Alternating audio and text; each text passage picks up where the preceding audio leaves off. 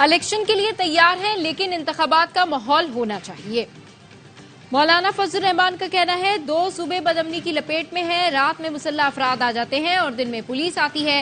کیا اس بدامنی کی صورتحال میں انتخابی مہم چلا سکتے ہیں؟ مولانا نے نون لیگ سے انتخابی اتحاد کا بھی اعلان کر دیا۔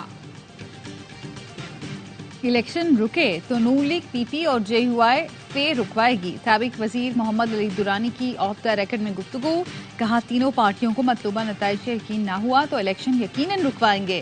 الیکشن نہیں ہوتے تو کوئی تیسری قوت نہیں ہوگی، کہانی کوئی بھی بنا لے۔ Noon League P P J U I kings پارٹیاں ذمہ دار ہیں۔ اور نائجیریا میں میلاد کی تقریب پر ڈرون حملہ، 120 افراد شہید، متعدد زخمی ہو گئے۔ نائجیرین فوج کے ترجمان نے غلطی تسلیم کر کے تحقیقات کا اعلان کر دیا، بتایا نشانہ باغی تھے لیکن غلطی سے حملہ تقریب پر ہو گیا۔ راولپنڈی کے اسپتال میں بچے کی موت، وزیر اعلیٰ پنجاب کا آکسیجن کی قلت کا نوٹس، کہا غفلت برتنے والوں کے خلاف سخت ایکشن لیں گے۔ میرا یقین ہے کوئی ڈاکٹر کسی کی جان نہیں لے سکتا لیکن تحقیقات کر رہے ہیں۔ محسن نقوی کا لاہور کے بیو اسپتال کا دورہ، تعمیری کام کا معائنہ کیا، کہا چلڈرن ایمرجنسی کے فلورز کی اپ گریڈیشن کا کام 3 شفٹوں میں کیا جائے، ایمرجنسی بلاک کو رواں ماہ مکمل کرنے کی ہدایت کر دی۔ اسرائیل کے غزہ کی آبادی اور اسپتالوں پر حملے جاری، قابض فوج نے خان یونس اور نصیرات کیمپ کو نشانہ بنایا، 50 سے زائد فلسطینی شہید، کمال عدوان اسپتال کے اطراف اسرائیلی فوج کی فائرنگ اور شیلنگ، ہزاروں بے گھر فلسطینی اسپتال میں پناہ لینے پر مجبور ہیں۔ شیخ ردان میں متعدد عمارتوں کو نشانہ بنایا، جوڈیشل کمپلیکس بھی تباہ کر دیا۔ جبالیہ میں حملے سے 15 فلسطینی شہید ہوئے۔ اسرائیلی فورسز نے زمینی جنگ کا دائرہ جنوبی غزہ تک بڑھا دیا۔ مقبوضہ بیت المقدس میں اسرائیلی فورسز کی پرتشدد کارروائی میں معروف سماجی رہنما فاطمہ سلیم شہید ہو گئیں۔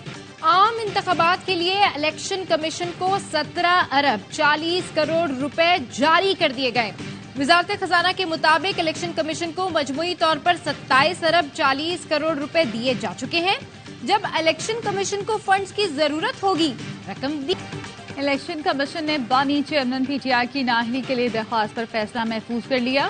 وکیل شعیب شاہین نے موقف اپنایا، انٹرا پارٹی الیکشن کا ریکارڈ جمع کرا دیا، پارٹی کا نیا چیئرمین آ گیا، قانونی طور پر یہ معاملہ ختم ہو گیا، کیس ختم ہونا چاہیے۔ درخواست گزار خالد محمود نے کہا الیکشن کمیشن آرڈر میں لکھ دے، بانی چیئرمین سزا یافتہ ہیں، عہدہ نہیں رکھ سکتے۔ چیف الیکشن کمشنر کا کہنا تھا بانی پی ٹی آئی نے الیکشن لڑا ہی نہیں، اس پر ہم کچھ نہیں کہہ سکتے۔ لندن پلان کا کوئی وجود نہیں، مکروہ پلان بنی گالا میں بنا تھا، عوام نے اس مکروہ سازش کو ناکام بنا دیا۔ پی ٹی آئی نے دفاعی اداروں کے دفاتر پر حملہ کر کے ان کی حرمت کو ختم کیا۔ جناح ہاؤس جلانے کا مطلب یہ ہے کہ اس کی حرمت کو بھی ختم کر دیا گیا۔ مسلم لیگ نون کے رہنما احسن اقبال کہتے ہیں پی ٹی آئی نے منظم سازش کے تحت نوجوانوں اور عوام میں اداروں کی حرمت کو ختم کیا۔ کمزور سے کمزور ملک بھی اپنے شہیدوں کا احترام کرتے ہیں، لیکن ہمارے ہاں تو شہیدوں کی حرمت کو بھی۔ پشاور میں ورسک روڈ پر دھماکہ، 3 بچوں سمیت 7 افراد زخمی ہو گئے، پولیس موبائل دھماکے سے بال بال بچ گئی۔ آئی ای ڈی دھماکے میں 4 کلو بارود استعمال ہوا۔ S S P operations Peshawar کے مطابق دھماکہ پولیس موبائل کی گشت کے دوران ہوا۔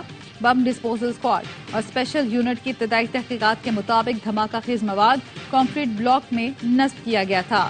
نگراں وزیر اعظم کی دھماکے کی شدید مذمت، کہا دہشت گردوں کے امن تباہ کرنے کے ناپاک عزائم کامیاب نہیں ہونے دیں گے۔ لاہور میں سکھ یاتریوں سے ڈکیتی کرنے والے غیر ملکی گرفتار، S P organised crime unit کے مطابق ملزمان غیر ملکی ایجنسیوں کے لیے کام کرتے ہیں، واردات کے بعد غیر ملکی خفیہ ایجنسی کو اطلاع دیتے تھے اور فرار ہو جاتے تھے۔ ایسے واقعات ہمارے تعلقات خراب کرنے کی کوشش ہیں۔ ملزمان سے وردی اور دیگر سامان برآمد کر لیا۔ سکھ یاتری سامان واپس ملنے پر خوش، پنجاب پولیس کی تعریف کی، بولے اتنی اچھی مہمان نوازی ہوئی۔